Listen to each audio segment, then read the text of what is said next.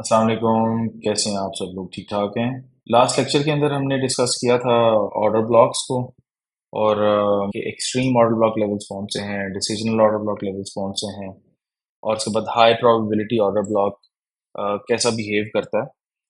तो I hope कि आप लोगों ने प्रैक्टिस किया होगा लाइव चार्ट्स के ऊपर। तो इंशाल्लाह आज के लेक्चर के अंदर हम डिस्कस करेंगे about fair value gaps. Screen पे आपके सामने मैंने दो इम्पल्स ड्रॉ किए हैं, bullish impulse and bearish impulse. आप देखिए कि फर्स्ट कैंडल का हाई और थर्ड कैंडल का लो, ये दोनों विक्स आपस में इंटरसेक्ट नहीं कर रही हैं। ठीक है। तो जब भी इस तरह की सिचुएशन आती है कि first candle and third candle के हाईज एंड लोज के बीच में अगर विक्स या कैंडल की बॉडीज इंटरसेक्ट ना करें, तो ये जो गैप क्रिएट होता है बेसिकली इसको कहा जाता है फेयर वैल्यू गैप। इसी तरह बेरिश इंपल्स में भी आप देखिए तो फर्स्ट कैंडल का लो एंड थर्ड कैंडल का हाई, इसके बीच में ये दोनों की जो बॉडीज या विक्स आपस में इंटरसेक्ट नहीं कर रही हैं, तो ये जो गैप क्रिएट हुआ है बेसिकली इसको कहा जाता है फेयर वैल्यू गैप। स्क्रीन पे देखिए कि यहाँ पे मैंने मार्क किया है थर्ड कैंडल का लो एंड फर्स्ट कैंडल का high. This is called bullish fair value gap या buy side imbalance sell side inefficiency. और बेरिश लेग में आप देखिए कि फर्स्ट कैंडल का लो एंड थर्ड कैंडल के हाई के बीच में मैंने यहाँ पे मेंशन किया है बेरिश फेयर वैल्यू गैप या फिर sell side imbalance and by side inefficiency. अब सवाल ये पैदा होता है कि हम इन फेयर वैल्यू गैप से एक्सपेक्ट क्या करते हैं। अगर आपका बायस बुलिश है या आप एंटिसिपेट करें कि मार्केट जो है वो बुलिश होनी चाहिए, तो हम एंटिसिपेट ये करेंगे कि प्राइस इस इम्बैलेंस में आ सकती है, इस इम्बैलेंस को बैलेंस कर सकती है और उसके बाद यहाँ से प्राइस को बुलिश ही रहना चाहिए, इस फेयर वैल्यू गैप से ऊपर ट्रेड करना चाहिए अगर प्राइस बुलिश है तो। और अगर आप एंटिसिपेट कर रहे हैं कि प्राइस को बेरिश होना चाहिए, तो हम एंटिसिपेट यही करेंगे कि प्राइस इस फेयर वैल्यू गैप के क्रिएट होने के बाद इसमें वापस आ सकती है, इस इम्बैलेंस को बैलेंस कर सकती है और बेरिश रहने के लिए इस फेयर वैल्यू गैप से प्राइस को नीचे ट्रेड करना चाहिए अगर प्राइस बेरिश रहना चाहती है तो। अब देखिए फर्स्ट एग्जांपल के अंदर प्राइस वापस रिट्रेस हुई इस फेयर वैल्यू गैप में, इस इम्बैलेंस को बैलेंस करने के बाद प्राइस ने यहाँ से रिजेक्शन ले ली बिकॉज ये हमारा बुलिश फेयर वैल्यू गैप है। और सेकंड एग्जांपल में आप देखिए कि प्राइस इस बेरिश लेग में फेयर वैल्यू गैप क्रिएट होने के बाद प्राइस इसमें रिट्रेस हुई और प्राइस ने यहाँ से रिजेक्शन ली और प्राइस एज एंटिसिपेटेड, क्योंकि ये बेरिश फेयर वैल्यू गैप है तो प्राइस इससे नीचे ट्रेड होनी चाहिए और प्राइस ने रिजेक्शन लेने के बाद इससे नीचे ट्रेड कर रही है। हम एग्जैक्टली यही चीजें मॉनिटर करेंगे लाइव चार्ट्स के ऊपर भी। तो हम देखते हैं फर्दर कि इसको चार्ट के ऊपर और स्ट्रक्चर लेवल के एतबार से इसकी क्या सिग्निफिकेंस है। स्ट्रक्चर के एतबार से हम देख लेते हैं कि हमारे पास फेयर वैल्यू गैप्स की पॉसिबिलिटी क्या है और हमें कैसे उसको एंटिसिपेट करना चाहिए। इस बुलिश स्ट्रक्चर के अंदर आपने यहाँ पे ऑब्जर्व किया था कि प्राइस जिस वक्त इंड्यूसमेंट लेने के बाद प्राइस अपना हाई ब्रेक करती है, तो हमारे पास ब्रेक ऑफ स्ट्रक्चर हो जाता है। और ब्रेक ऑफ स्ट्रक्चर होने के बाद हम एंटिसिपेट क्या करते हैं कि प्राइस जो है वो बुलिश ही रहेगी। एसएमसी स्ट्रक्चर हमें क्या बताता है कि जो ब्रेक ऑफ स्ट्रक्चर के बाद हमारे पास जो पुल बैक बना है वो हमारे पास इंड्यूसमेंट के तौर पे काम करेगा और प्राइस इंड्यूसमेंट के बाद डिसीजनल ऑर्डर ब्लॉक से या एक्सट्रीम ऑर्डर ब्लॉक से बुलिश होती है। हमने ये अपने लास्ट लेक्चर के अंदर डिस्कस किया था। अब हमारे पास जो फेयर वैल्यू गैप की पॉसिबिलिटीज हैं वो किस तरह से क्रिएट होती हैं कि there is a very big possibility कि हमारे पास कुछ ऐसा फेयर वैल्यू गैप स्ट्रक्चर के मिड में क्रिएट हो जाए और हम यहाँ पे उसको एंटिसिपेट ऐसा करेंगे कि प्राइस इस फेयर वैल्यू गैप से ऊपर ट्रेड करना चाहिए अगर प्राइस का स्ट्रक्चर जो है वो बुलिश है। ठीक है।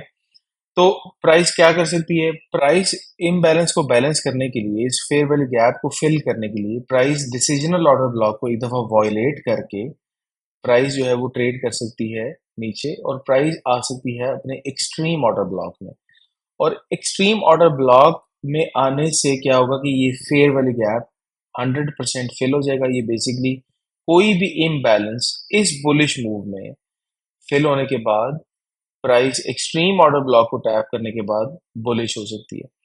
तो हम बेसिकली जो एंटिसिपेट करते हैं वो ये करते हैं कि बुलिश फेयर वैल्यू गैप अगर क्रिएट हुआ है बुलिश लेग के अंदर, तो प्राइस उसको फिल करने के बाद बुलिश होना चाहिए और प्राइस को eventually bullish fair value gap से ऊपर ट्रेड करना चाहिए। ठीक है। प्राइस ऐसा भी कर सकती है कि एक्सट्रीम ऑर्डर ब्लॉक में टैप करके एक विक क्रिएट करके प्राइस इसमें बॉडी क्लोज करके इवेंचुअली फेयर वैल्यू गैप से बुलिश हो सकती है। प्राइस इस फेयर वैल्यू गैप से भी बुलिश हो सकती है और प्राइस कंप्लीटली इस फेयर वैल्यू गैप के नीचे क्लोज करके एक्सट्रीम ऑर्डर ब्लॉक से टैप करने के बाद दोबारा फेयर वैल्यू गैप के ऊपर क्लोजिंग देके फेयर वैल्यू गैप को एज अ सपोर्ट ट्रीट करने के बाद प्राइस ऊपर भी जा सकती है। तो मल्टीपल पॉसिबिलिटीज है, हम डिस्कस करेंगे इंशाल्लाह लाइव चार्ट के ऊपर। तो आपको बेहतर अंडरस्टैंडिंग हो जाएगी कि फेयर वैल्यू गैप को प्राइस कैसे ट्रीट करती है। और हम साथ ही में एक और कॉन्सेप्ट डिस्कस करेंगे जिसको कहते हैं इन्वर्जन फेयर वैल्यू गैप, वो भी इंशाल्लाह हम डिस्कस करेंगे आज ही के लेक्चर में। लाइव चार्ट को हम डिस्कस करते हैं। ये वही डेली चार्ट है जो हमने structure marking, pull back marking और inducement, break of structure, change of character के लिए हमने यूज़ किया था और लास्ट हमने बुलिश ऑर्डर ब्लॉक की मार्किंग के लिए भी डेली चार्ट को यूज़ किया था। हम इसी के ऊपर फेयर वैल्यू गैप को एक दफ़ा स्टडी करते हैं।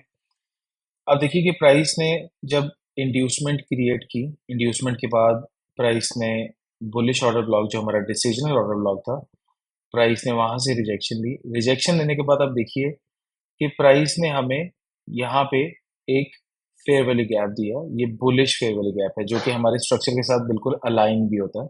आप देखिए कि first candle, second candle, third candle, इन तीन कैंडल्स के बीच में ये गैप क्रिएट हुआ। इसको हम मार्क कर लेते हैं एज फेयर वैल्यू गैप।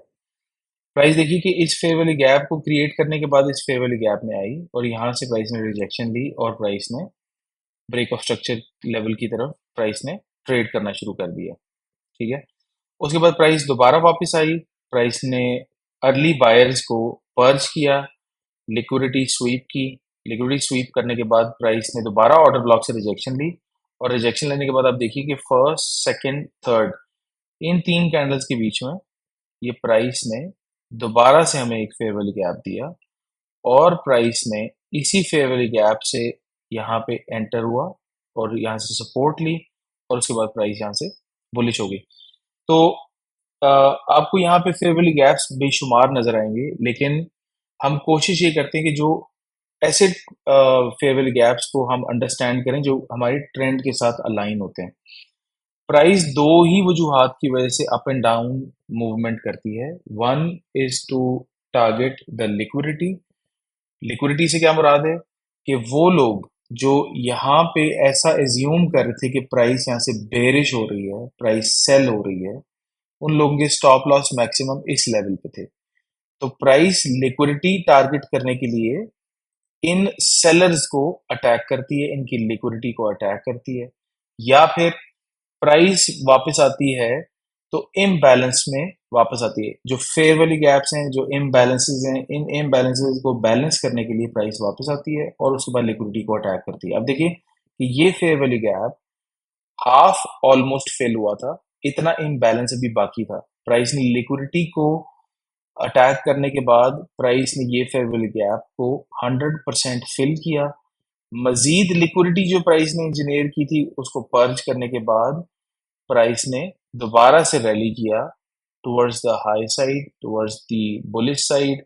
और बुलिश साइड पे जाने से पहले जो प्राइस ने पीछे इम्बैलेंस छोड़े थे उनमें दोबारा से एक दफा एंटर करके सपोर्ट लिया और प्राइस यहाँ से बुलिश हो गई। अब आप यहाँ पे देखिए कि प्राइस ने ब्रेक ऑफ स्ट्रक्चर जब जब कर लिया था, तो ब्रेक ऑफ स्ट्रक्चर करने के बाद भी आप देखिए कि हमारे पास ये एक छोटा सा फेयर वैल्यू गैप यहाँ पे प्राइस ने क्रिएट किया। ठीक है।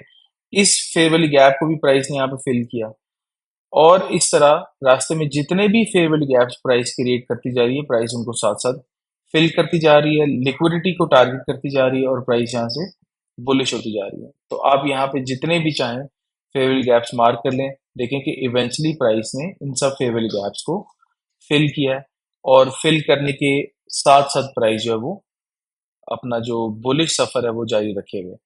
तो आप देखिए कि फेयर वैल्यू गैप्स को इन तरीकों से मार्क किया जाता है। इन्वर्जन फेयर वैल्यू गैप के कॉन्सेप्ट को भी थोड़ा सा हम डिस्कस कर लेते हैं। अब हमारे पास ओवरऑल प्राइस स्ट्रक्चर अगर आप देखिए कि यहाँ पे आपके पास ये बुलिश प्राइस स्ट्रक्चर है। प्राइस इंड्यूसमेंट के बाद डिसीजनल ऑर्डर ब्लॉक से बुलिश हो रही है, और उसके बाद अब तो प्राइस इतनी एग्रेसिवली बुलिश है कि वो अपने इंड्यूसमेंट लेवल्स को भी टारगेट नहीं कर रही है। इंड्यूसमेंट के बगैर ही प्राइस एग्रेसिवली बुलिश हो रही है। ठीक है। अब इस बुलिश प्राइस एक्शन में अगर आप देखिए कि प्राइस ने जितनी भी करेक्टिव मूव्स की हैं, जैसे कि ये है, ये करेक्टिव मूव है। अब इस करेक्टिव मूव में प्राइस ने हमें एक बेरिश फेयर वैल्यू गैप दिया ना, जो कि basically as a resistance treat हो रहा था। प्राइस इस फेयर वैल्यू गैप में एंटर होने के बाद प्राइस नीचे ट्रेड हो रही थी। ठीक है। अब हमारा स्ट्रक्चर तो बुलिश है, और ये fair value gap as a resistance price को नीचे ट्रेड करवा रहा है। तो हम यहाँ पे एक्सपेक्टेशन क्या रखते हैं कि ये बेरिश फेयर वैल्यू गैप जब भी ब्रेक होगा towards the upside, it is going to act as a support. ठीक है।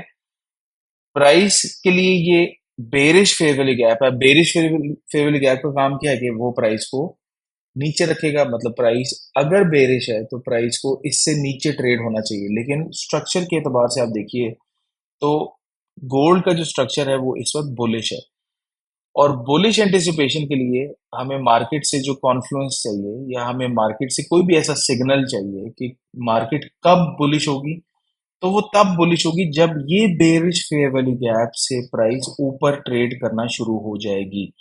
और जब प्राइस इससे ऊपर ट्रेड करेगी तो हम एंटिसिपेट यही करेंगे कि ये बेरिश फेयर वैल्यू गैप जो कि पहले रेजिस्टेंस का काम कर रहा था, प्राइस इससे रिजेक्शन लेके नीचे ट्रेड कर रही थी, प्राइस जब इसके ऊपर क्लोजिंग देगी तो ये एज अ सपोर्ट ट्रीट करेगा और प्राइस को बुलिश रखेगा।